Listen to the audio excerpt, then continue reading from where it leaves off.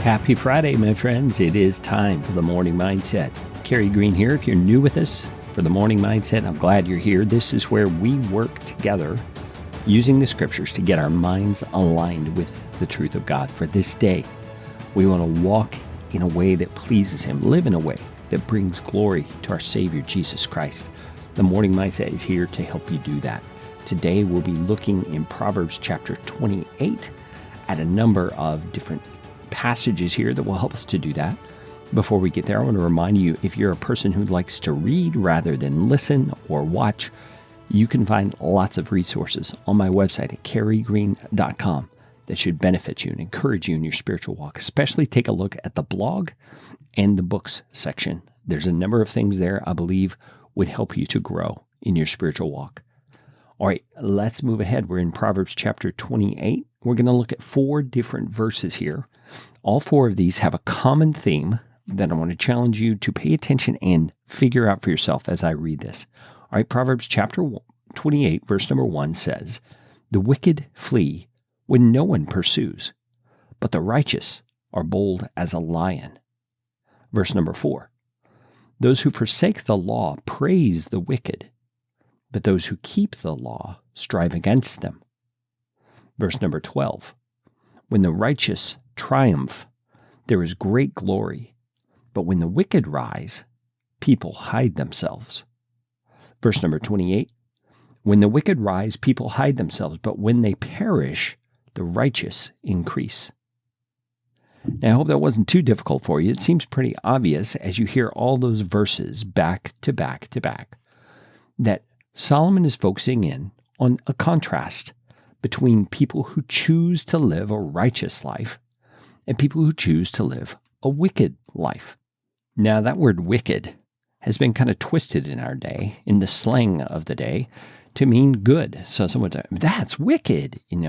That is not what we're talking about here. We're talking about the original meaning of the word, where wicked means evil. And so when Solomon is talking about the way that evil people do things, he's not saying these are good things. In fact, he's saying they're very bad things, and they're the things that are going to bring harm not only to the one doing them, but to the people who are around. Let's look at each verse a little more in depth. First, it says, "The wicked flee when no one pursues, but the righteous are bold as a lion." So the contrast here is that people who are busy doing sinful or bad things are going to have a guilty conscience. They are going to have a paranoia about them that causes them to try and cover their tracks or think people are out to get them all the time when it may not even be true. But righteous people, by contrast, are going to have this confidence and this peace about the way they live, to be bold and to be standing firm in the face of difficulty. Verse 4 says, "Those who forsake the law praise the wicked, but those who keep the law strive against them."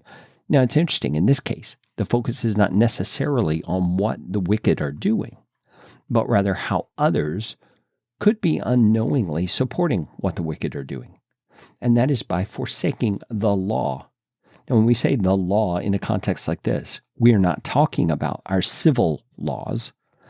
Solomon would have been talking about the law of God, the Old Testament law, the moral, spiritual guidelines that God gave the Israelites during their time wandering in the wilderness before they went into the promised land. And so he's talking about things like the 10 Commandments. And he says those who forsake that kind of law, those kinds of guidelines for how to live your life, are actually praising the wicked, because the wicked forsake those things. The wicked don't want anything to do with God's good moral law. But it says those who keep the law strive against the wicked. So you want to know how you can oppose evil? It's by living a good life. It's by living the life God intends for you to live. Let's look at verse 12. It says, "When the righteous triumph, there's a great glory. But when the wicked rise, people hide themselves." So this one doesn't really have much deep spiritual meaning. This is just an observation that Solomon makes, that when the righteous are in control, people are in a good place. But when the wicked are in control, people hide themselves. Now, finally, in verse 28, "When the wicked rise, people hide themselves. But when they perish, the righteous increase." Our desire, folks, is to be among those righteous. We are the ones who are called by Jesus Christ to benefit not only our own lives, but the lives of others all around us through living a righteous life.